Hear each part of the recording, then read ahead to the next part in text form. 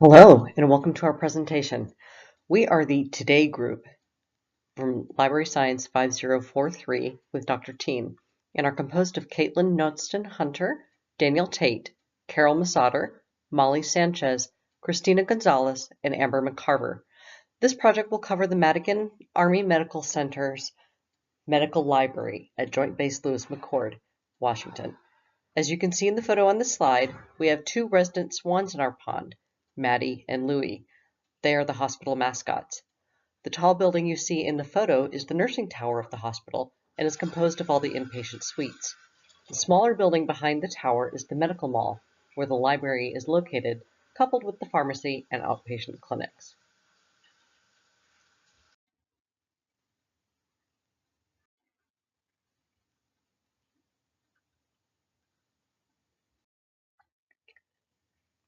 Madigan Army Medical Center is a Level 1 trauma center and teaching hospital.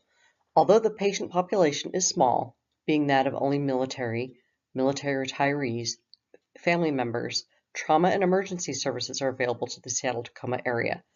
Madigan hosts graduate medical, nursing, and medic education programs for active duty military providers.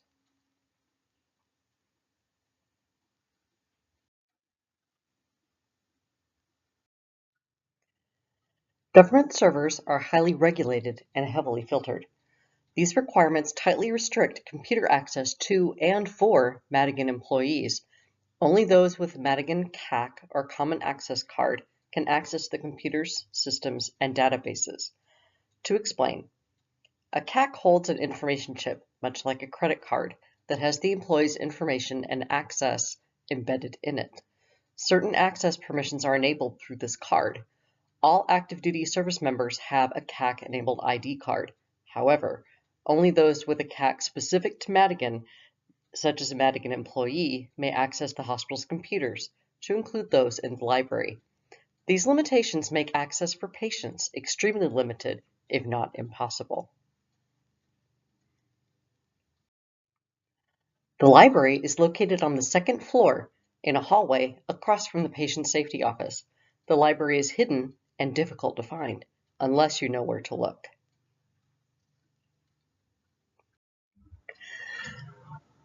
Information communication technology of the library include 20 CAC-enabled computer terminals for patron use, a multifunction printer, scanner, copier, color printer, black and white printer, and 2 book scanners. Staff include a head librarian, systems librarian, library technician, and library assistant, although those are the allowable staff members for the library. Currently, the library is offering at half staff level with only a head librarian and library technician. The library also has a computer lab and sections of tables available for small conferences and contemplative time for students.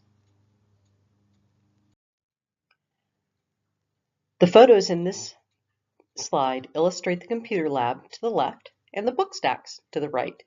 Replacing the stacks with space savers would allow for additional room with which to add another row or two of computers and perhaps an additional printer. This would improve access not only for the students and staff, but potentially for the patients and family members as well. Strengths of the Madigan Army Medical Center Library are that the hospital and its library are able to provide service tailored specifically to the military community of active duty soldiers, retired soldiers, and their families. The library is able to serve the community of the Pacific Northwest and a nationwide network of military medical facilities through interlibrary loan. The library is located next to the Graduate Medical Education Office, or also called GME, which advertises access to the medical student population. Weaknesses of the Madigan Medical Library are that it's small and understaffed, leaving little time to give patron assistance. Reference and literature search tasks are currently being fulfilled by the head librarian, but on a limited basis. Access to library services is limited only to employees of Madigan and their students. The Madigan homepage is only viewable through a CAC-enabled computer. The library homepage, therefore, is embedded in the Madigan homepage and is also CAC-enabled and very difficult to find. Also, Only CAC-enabled computers are available for use throughout Madigan and the library. Only employees of the hospital can receive a library card. And finally, the library is secluded and difficult to find. Many employees and students outside the graduate medical education program comment to us that we do not know Madigan even had a library.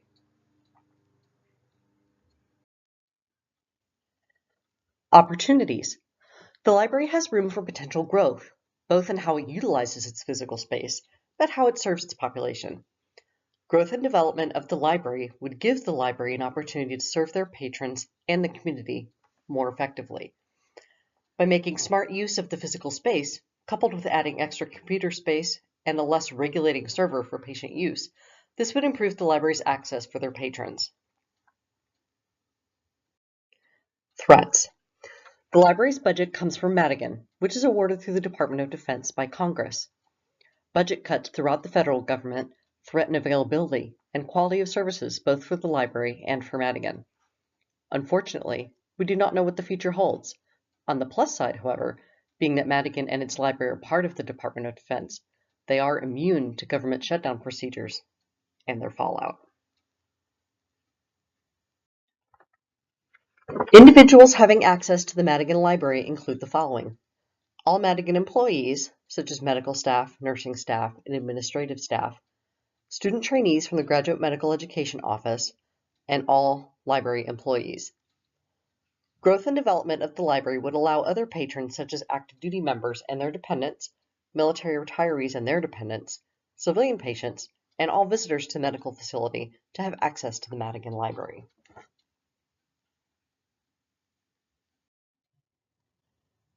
Part of our project plan deals with increasing the library's role in providing a place for non-military members to look up information during their time at the hospital. One major problem was that many people didn't know the library is even there, so our first goal is to advertise that the library is open for anyone to use.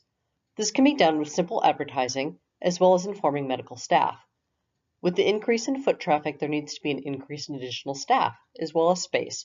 There will be a 1-month hiring process which provides enough time to interview candidates and hire them. Currently, those who are in service have a CAC, which allows them to use the library's materials. In order to extend those resources to their non-military family, guest cards will be provided. Much like library cards, they would have a barcode which would be used to log on to the computers or check out resources. Wi-Fi would also be provided for those who have their own computers. New computers and Wi-Fi should be installed within 4 months, giving enough time to evaluate different technology and get it processed through budgeting as well as installed. Surveys will be provided both on the computers as well as physical copies at the circulation desk to help evaluate the new materials and see how the library can do better. Questions would be asked such as how did you hear about the library and if they came to use the computers to check out materials. These surveys would be evaluated bi-monthly so that the library can be current on how to improve.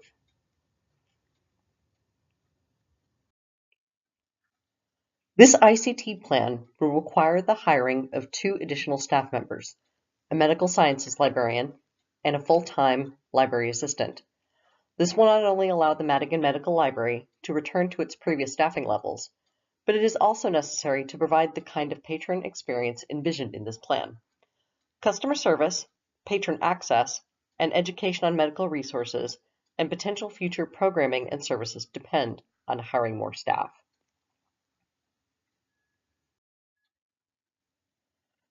The medical sciences librarian staff position will be hired to take a leading role in planning, developing, and coordinating the new vision of the Madigan Medical Library. They will be instrumental in opening up access to the library's technology and resources to more people and shifting policies and services to become more inclusive. They will do this through their level of education and expertise in the medical sciences, their supervision of staff, the acquisition of high-quality material to share with the public, and by shaping the Madigan Medical Library's educational programming.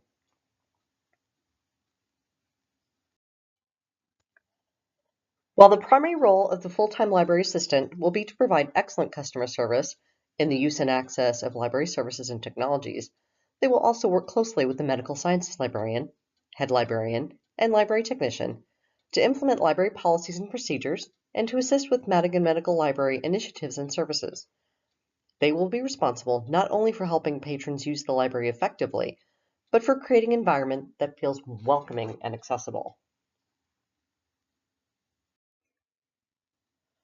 Budget considerations for implementing this ICT plan fall under 6 general categories: staff positions, online library access technologies, furniture, public computing technologies, training, and evaluation.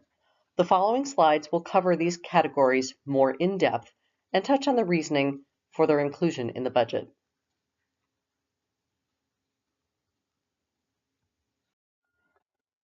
Two staff positions will need to be hired and funded so that the Madigan Medical Library can begin to expand patron access, broaden the inclusion of its services and programming, and increase the availability of medical research and resources staff can offer. Online library access technologies are necessary additions to the online capabilities and resources of the medical library through hardware, software platforms, and design work.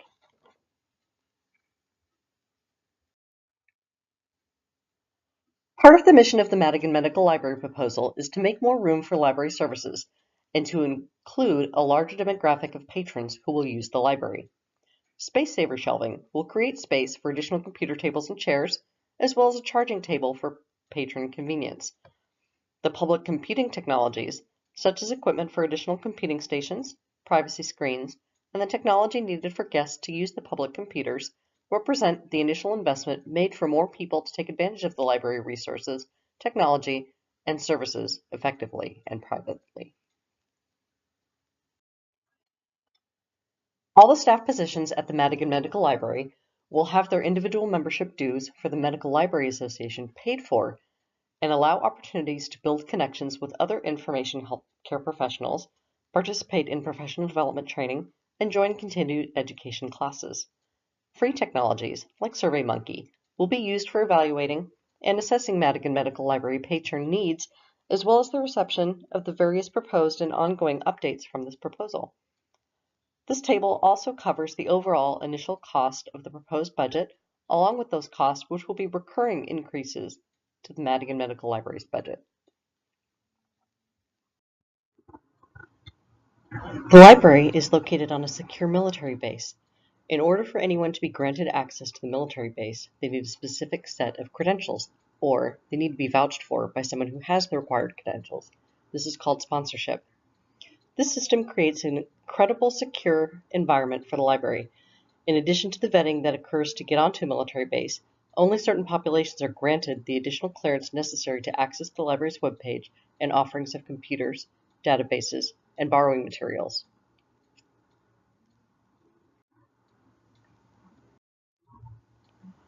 While most libraries are concerned with making their collections and offerings more secure, our challenge rested in making our library more accessible without manipulating the current government safety and security measures.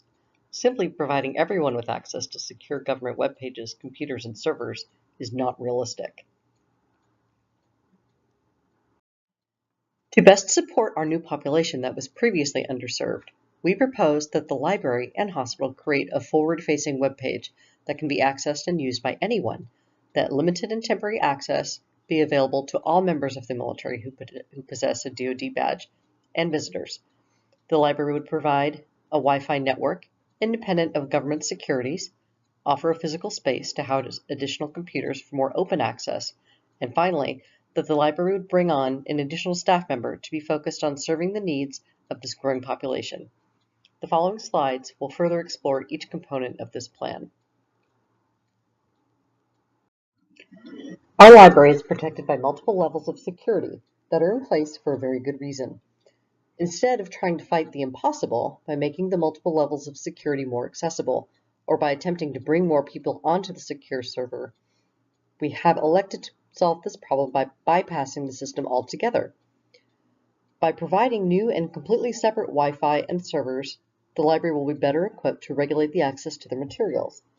This will give the library the freedom to better serve the entire population of visitors to the hospital and those who might be able to make use of the library's services.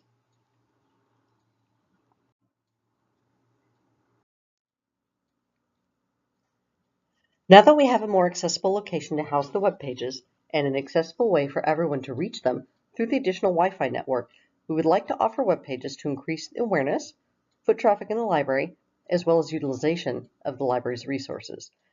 Creating an outward-facing hospital web page would give exposure to the library and increase its use. Patients, families of patients, people who are interested in military hospitals, and those who are just visiting the base and want to know more about the hospital would have an opportunity to explore all that the hospital has to offer, including the library. The hospital webpage would then link to the library webpage, which would now be designed much like all other libraries with information about the library, its location, its hours, and services offered. Anyone with DoD ID credentials would be able to log on to the library webpage to browse the current databases. If someone did not possess a DoD ID credentials but was visiting the library, additional access options would be available. All who possess a DoD ID will have access to the library resources, both remotely and in person. Utilizing the library's newly designed and accessible webpage, all who have been issued a DoD ID will be granted full access to the library catalog and databases by logging in with their DoD credentials. Additionally, when visiting the library, those who have these credentials will be able to check out materials and use computers. There's a small constituency of remote library visitors who will not possess a DoD ID. These visitors will have access to the library webpage and will be able to view general information about the library, but will not have access to the catalog or databases. When visitors physically come to visit the library that do not possess a DoD ID, they will be granted temporary access to specific computer terminals that allow them to access the catalog and databases, as well as take advantage of printing services and the Wi-Fi connection. The librarian will generate a passcode for visitors that will be operational for 90 minutes of access. Additional time may be requested and granted so long as other visitors are not in queue for access. These visitors will not be able to check out materials out of the library, but will be allowed to use materials within the library.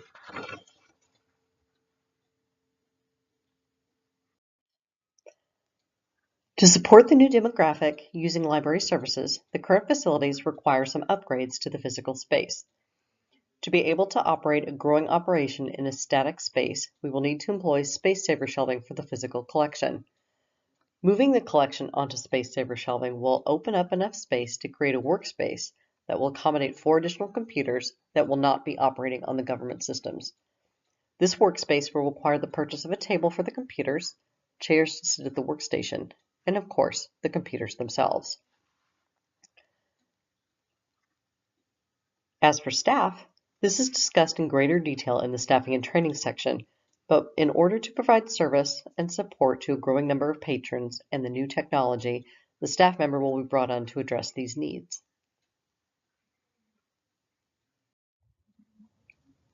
Creating additional space for this project within the given footprint of the library is possible by using space-saver shelving units. However, if demand and usage continue to increase and the library needs additional devices and more space, the options are extremely limited. The library might have to relocate, the physical collection may need to further be weeded, or perhaps mobile devices for checkout could be an option. All of these will hinge on monitoring the use of the library over time. Currently, the library is funded by the DoD, and related costs such as utilities, technology maintenance, upgrades, database subscription, and printing are covered by the library's budget. By making the library services more accessible and creating a greater demand and usage, the operating budget of the library will likely need to increase to meet these needs. Survey and analysis of specific needs, such as device and database access, will guide the decision-making process at a later date. Staff training and duties should be updated, and their training should reflect the different demand that is being placed on them.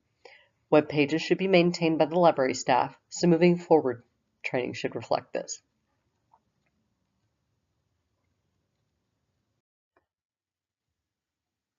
Hiring forward thinkers open to change will help to promote the success of our endeavor. We are proposing a plan to seek staff input for objectives to meet long-range goals.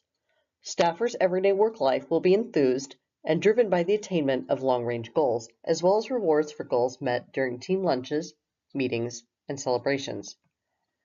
Staff meetings will feature updates on institutional goals, and team members will be invited to come up with ideas of their own. Keeping employees informed of the strengths and weaknesses, outlook, and success of the library will likely inspire their work. Staff can be kept aware as we track progress toward goals. We plan to make sure staffers know that they are the face of the organization and their interactions with patrons leave a lasting impression. Relationships with librarians enhance patrons' views of the library. The success of the technology plan rests with the ongoing buy-in and dedication from staffers.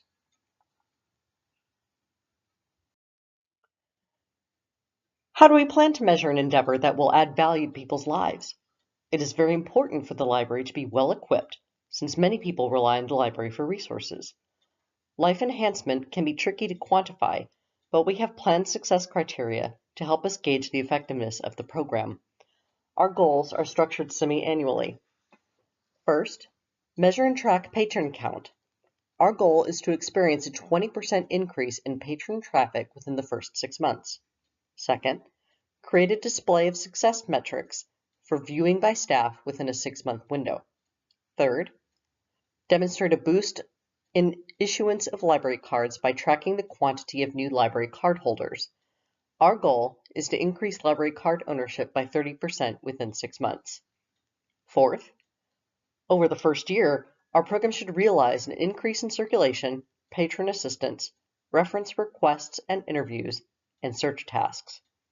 Fifth, the public library has a central role in promoting digital literacy. Map the local area most affected by the digital divide. Use census data as well as local digital inclusion research to show demographic results of our technology plan. And finally, collect and analyze customer service satisfaction surveys.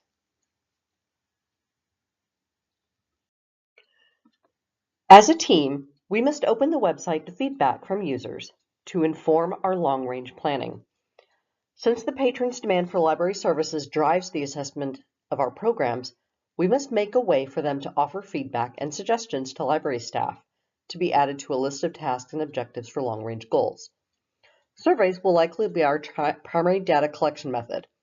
Patrons must receive assistance in research tasks and report satisfaction with the Wi-Fi speed, the interactive web design, and the interactions with librarians. Patients must be protected from themselves. A pop-up screen can warn them of self-diagnosing. An alternative is open access resources for health literacy and the library curated trustworthy websites. If health facilities report more informed visitors in the area, and if there is an increase in health insurance coverage among patrons, then this will likely be a worthy result of our program.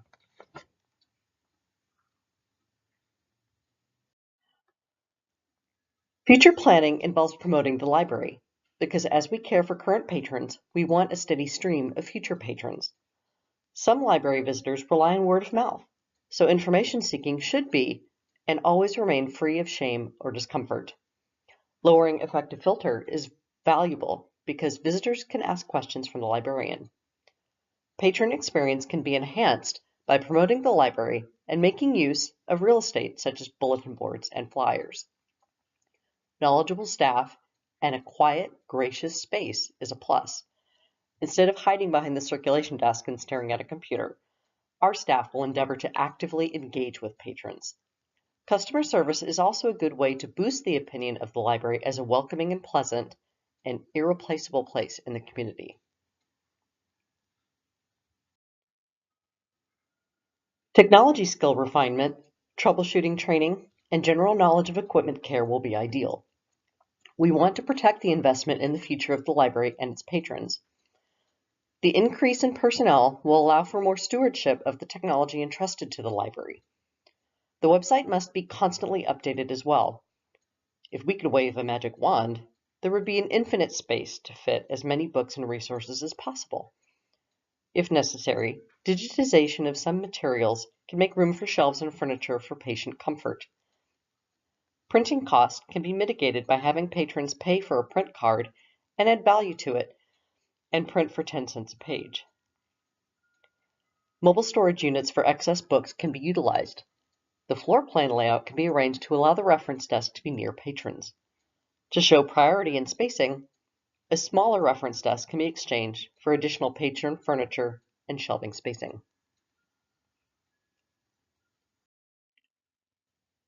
We know that our plans must be elastic instead of rigid due to the ever-changing nature of digital expansion. The subscription to the Medical Library Association is very important to our technology plan. The best strategy we can make for this is a vow to staying current. The website at the bottom of the page is a great example of a publication specifically for library technology. The librarian will be knowledgeable about periodicals that cover information technology immediately relevant to libraries. The project plan management system we followed in putting the final technology plan together and the presentation preparation was Airtable. It took some work initially to have everyone on board, but after that, it went fairly smoothly. For the initial meeting, we discussed the option of using WebEx as an alternative to Canvas Conference because we didn't have anyone in our group who was confident in using Canvas Conference. A WebEx meeting was ready to go as a backup, but it wasn't necessary. Screen-o-matic screencasting was considered as a solution to the size upload issues that groups were experiencing when trying to upload to Canvas. This idea was abandoned as Daniel found an easier solution to convert the already recorded PowerPoint into a YouTube video. Near the end of the project, we moved our presentation away from Airtable submissions, as sending the presentation through email elicited a faster response from team members, and sending the presentation through email as Google Slides meant that group members were able to edit the live document.